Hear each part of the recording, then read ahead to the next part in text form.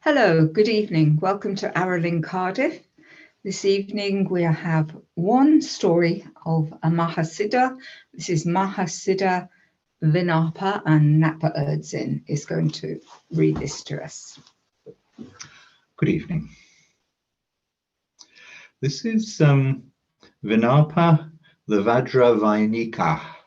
So it's Vinapa the Veena player. Vinapa became a musician from the time he first heard music being played. He sat mesmerized as an infant wherever he heard music, and so his parents made sure that he heard as much music as time would allow. When he was barely old enough to support the instrument with his tiny arms, his wealthy parents provided him with a 5-string tambura, the drone instrument which accompanies other instruments such as the veena, sitar, sirbdaha, sarod, and sarangi. Vinapa became entirely obsessed with playing the tambura, and was occupied by it for most of his waking life. As he grew older, he requested his parents to let him be instructed in the veena. They agreed, and he began his training on a majestic Padma Sarasvati veena, one of the most ancient stringed instruments of India. Vinapa loved the instrument and learned to name every part of it. He learned of its construction and every skill by which the instrument was made. Due to his obsession, he learned every technique rapidly and mastered the instrument by the age of 14 years. At first, Vinapa's joy in music was unbridled, and he reveled in his mastery. He gave lessons to musicians far older than himself. He loved to teach, and the older musicians who came to him enjoyed his instructions. To those who lacked the financial resources to make large offerings for tuition, he gave his lessons without any requirement for recompense. Simply the joy of seeing musicians advance in their skills was his major reward, and he soon became widely respected as a master Vainika. This wonderful life continued until Vinapa was 18, when he started to become slightly jaded with his own accomplishment. Vinapa's disappointment with music lay in the fact that he believed there to be a further dimension to which he had no access. He traveled widely and asked many music teachers about the existence of another dimension of music, but none could answer his question. He had learned the scales and rhythms. He had learned all the intricate subtleties of which the veena was capable. He was acknowledged as a preeminent Vainika of his day, but he remained dissatisfied with himself. After some years, he became disconsolate and played less and less till he ceased playing and became depressed. At this time, he began mooching around town, not knowing what he was doing or for what he might be searching. He returned home each day jaded and ill at ease. Sometimes he listened to itinerant musicians who, although far less talented, seemed to derive joy from the music they played. He asked each one he met if he could tell him the secret of joy in playing music, but none could answer him. None saw it as a secret and simply answered that they did not understand his question. On one occasion, however, he heard a strange, deep-sounding instrument. He followed the sound until he saw an obese, callipygus, Bathycolpian woman playing a sirbdaha for a throng of people who were clearly captivated by her playing. He stood at the back of the crowd, equally captivated, listening to her play. This was clearly music from some other sphere of experience. It was not that she was a faster or more intricate player than Vinapa, but her phrasing was utterly exquisite. It was not that she was playing anything he could not play, note for note, but there was something unusual in her playing that he knew he could not replicate. He could not name it, but he could hear it. He stood entranced by the strange half-naked Serbdahar player caught his eye and held his gaze, but only for a moment. Vinapa backed away and left the vicinity with some urgency.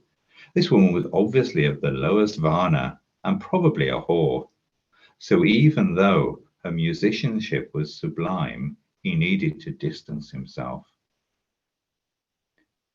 That night, however, as he lay in bed, he found that sleep did not come as quickly as it usually did. Memories of the music he had heard returned to him in an eerie manner. Fragments of phrases emerged and subsided before he could connect them in any comprehensible manner.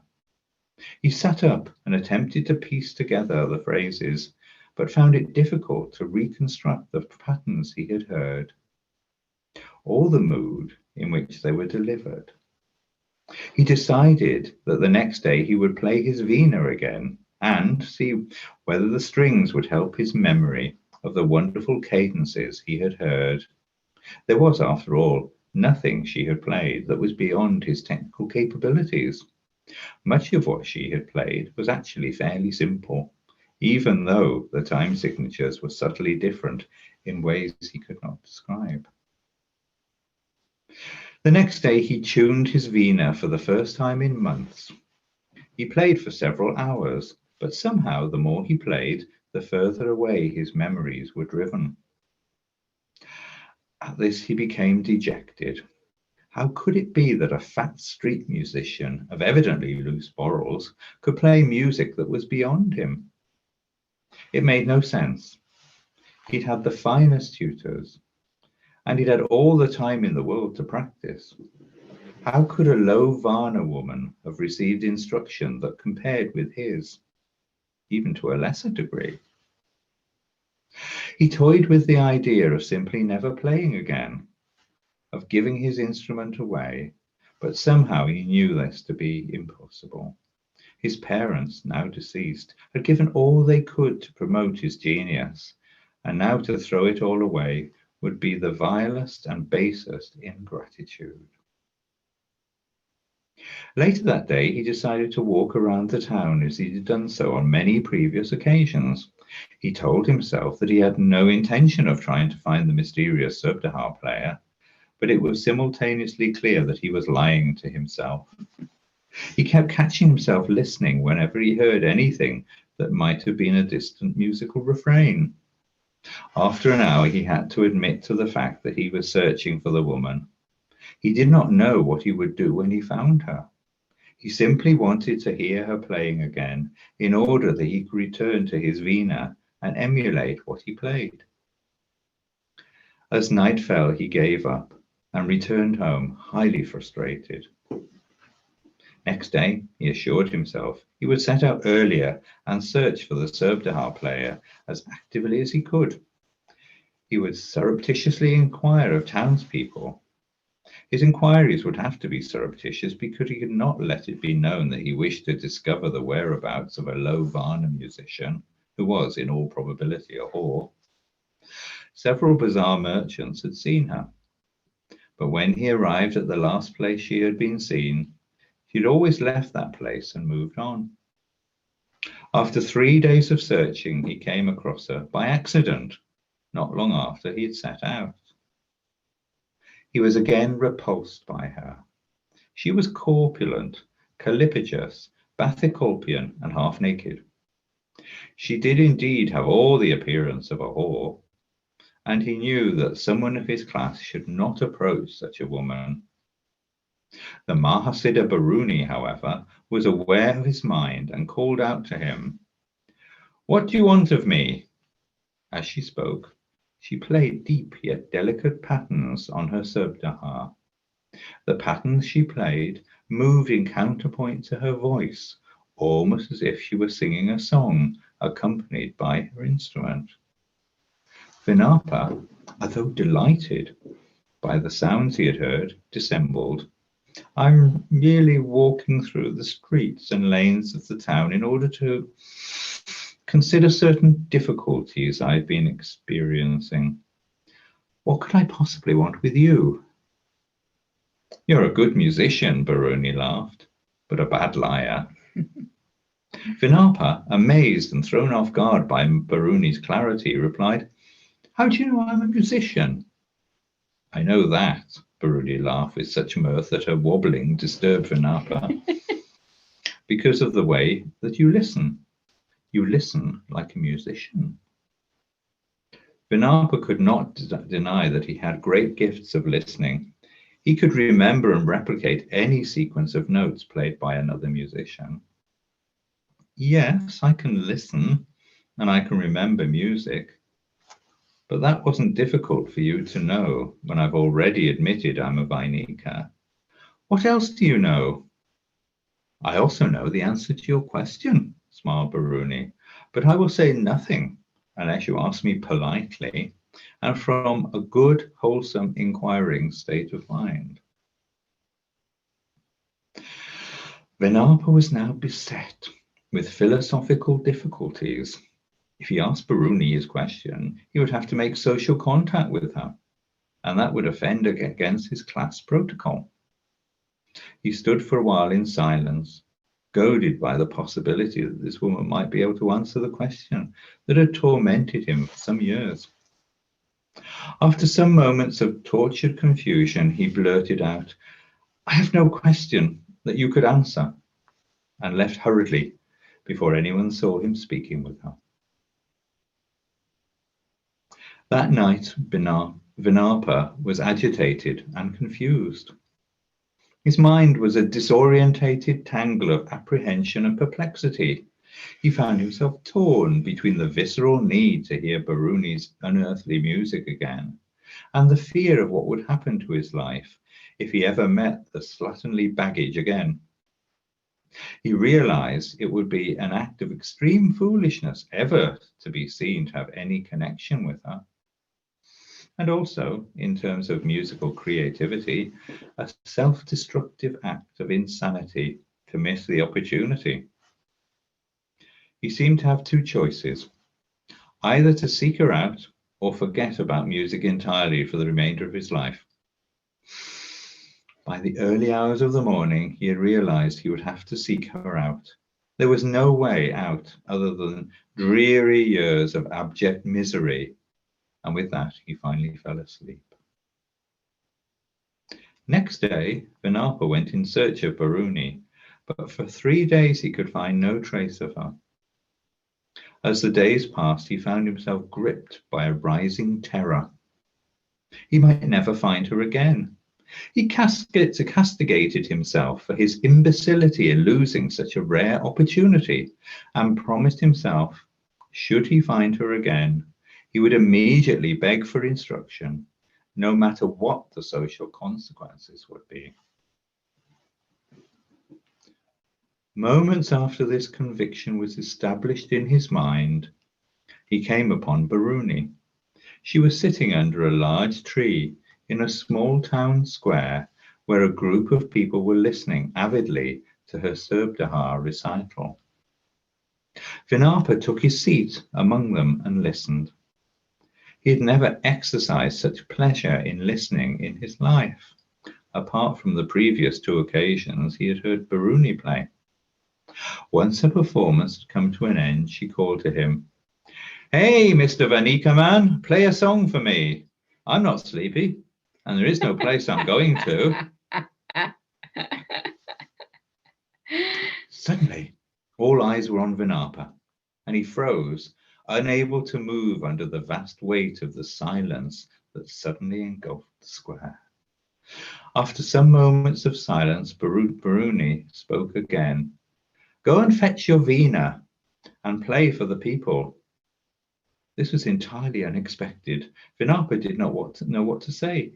He had been prepared to speak with her, but he'd never played on the public street before.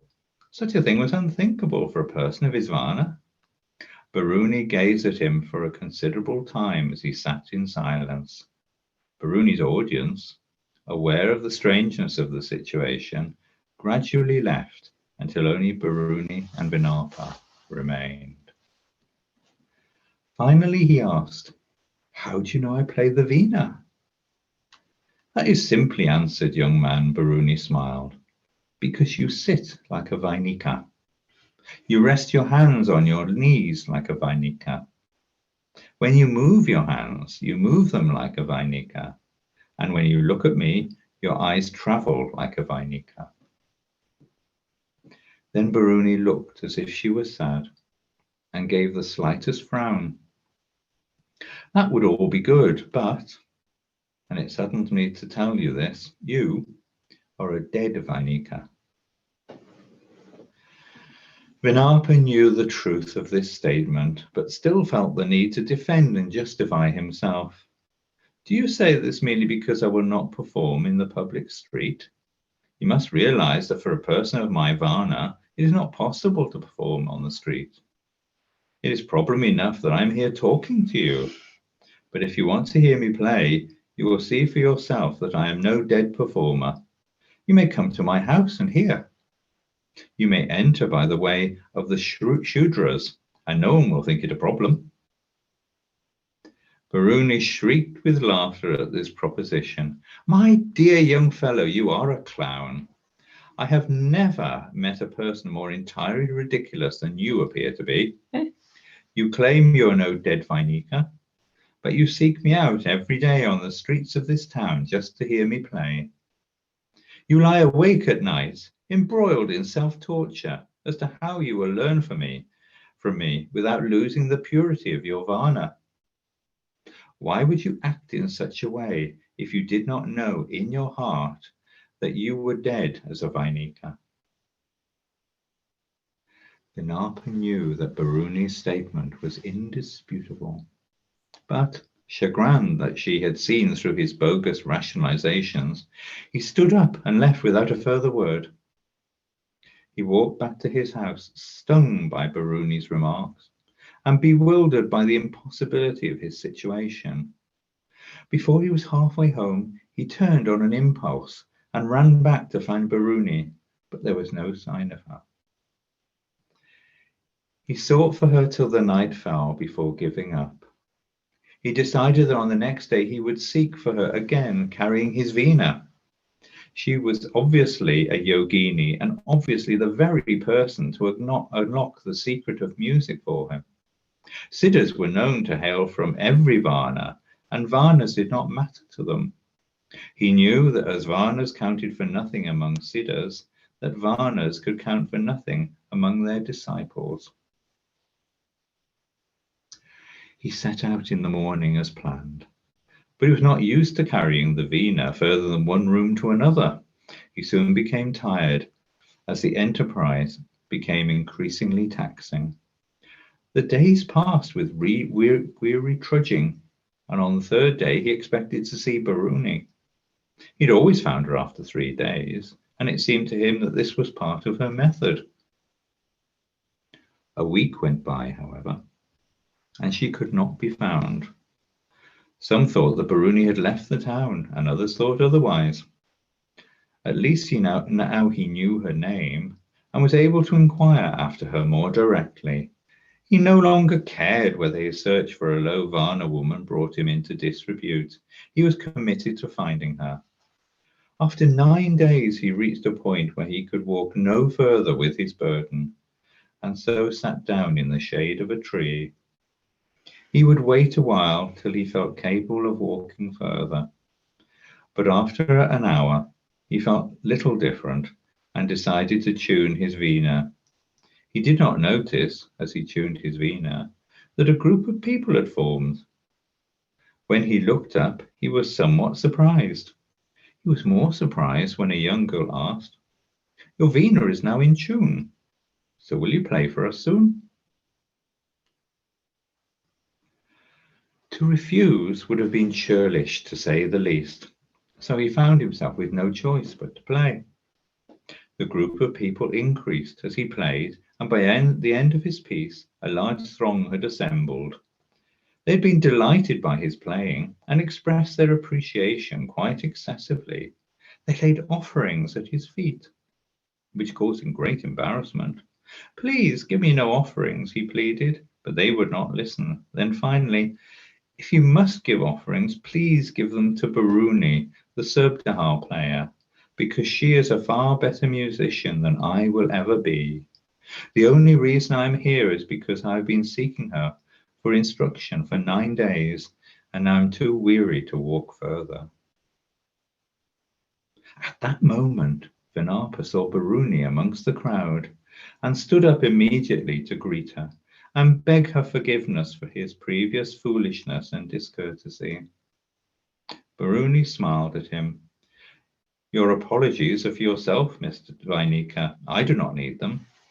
But it is valuable that you begin to see your foolishness.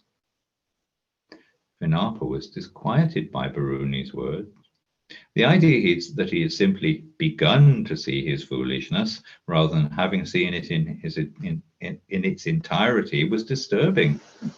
So may I now beg you to listen to the question that has tortured me for the last few years? Certainly, replied Baruni, but I do not wish to hear the question in words. You need to explain your question to me through playing your veena. This was bewildering, and Vinapa replied, but you must have heard me play when you were amongst the people who were listening to my raga. Yes, I was listening, but I want you to ask me your question through your veena, not by merely playing your veena. But I do not know how to do that, answered Vinapa, entirely bewildered. I would not even know how to begin. Then let me provide you with inspiration, Baruni smiled. Simply begin to play and fix your eyes on me. Vinapa prepared to do as he was instructed, but before his fingers touched the strings, Baruni removed her upper garment and exposed her breasts and caused them to sway. Vinapa's fingers froze. He looked down quickly so as not to be seen gawping at the brazen, bare-breasted trollop who stood before him. After some moments, Vinapa realized that he was alone in the square. Baruni had gone, and his erstwhile audience were also gone. Vinapa began weeping uncontrollably as soon as the reality of his situation crystallized. Was he incapable of knowing what he really wanted from life? If he wanted the secret of music as much as he insisted himself that he wanted it, why did other factors dominate his desire? Was he incapable of learning from mistakes? What would happen now? Would there be another 9 days of searching, or would it take longer? 9 weeks? 9 months? 9 years? Would his search take him beyond the town, to other towns and other countries? He knew at this point that he might have to spend the rest of his life in search of Baruni. She was clearly a sitter, and he had squandered precious opportunities, one after another. A strange certainty began to form in Vinapa's mind as he realized the weight of the commitment he was making with himself. He was committing to seek for Baruni until he found her, however long that might take. And he had to begin his journey the way he meant to continue it. He would not go home again, but sleep in the street like a beggar in the last place he had seen Baruni.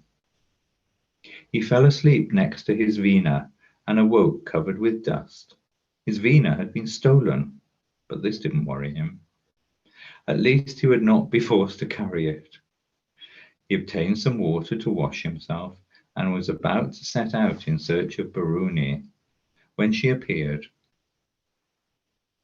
Ah, Mr. Veenaman, it seems you have lost your instrument but found me instead. Maybe you will have to ask me your question in words. Vinapa began with tears in his eyes. I thought I would have to search the world for you, Reverend Lady. I have been a fool. I have fooled myself into believing that I was serious in my quest for music. But in my foolishness, I've come to understand that my desire for music was real. It was merely my conditioning that was not real. I now see that I continually misled myself with distorted ideas of my real intention, my real motivation, but that merely obscured my real motivation. Yes, smiled Baruni. but I would rather hear your question than hear you philosophize about your confusion. Vinapa nodded and began. I've studied and practiced for many years, and I was acknowledged as having reached the peak of my art in playing the veena, but I was left dissatisfied and frustrated. I believed that there was a further dimension of music that I could not find. I walked the streets of this town before meeting you, and there I heard many traveling musicians. I noticed that although they are below me in technique, they seem to radiate with a joy of playing that I could no longer find. That joy was there when I was young, when I simply played my tambura. But as I advanced in technique and skill, I lost what was there naturally when I was an infant. Mr. Vainika, skilled as you are, you've never lain with a woman, and therefore you have no capacity to play any instrument. If you lack the capacity to admire my voluptuous breasts, it is little wonder that the secret of music escapes you. If you wish to learn the further dimension of music, you must first learn to play with me. Vinapa sat staring at Baruni as she removed her clothing. He had no response to make. He was still torn between contradictory concepts, but he knew that he now had no choice but to follow his resolution. He knew that the rest of his life would be worthless if he retreated yet again. So he simply sat and gaped. If you enter into union with me, I shall teach you the further dimension of music. Vinapa, horrified as he was, replied, I shall commit to whatever is needed, Reverend Lady. I would do anything to learn the secret of such mastery. Baruni replaced her clothing. The square would soon be peopled as the day began, and sat down with her Sövdahar.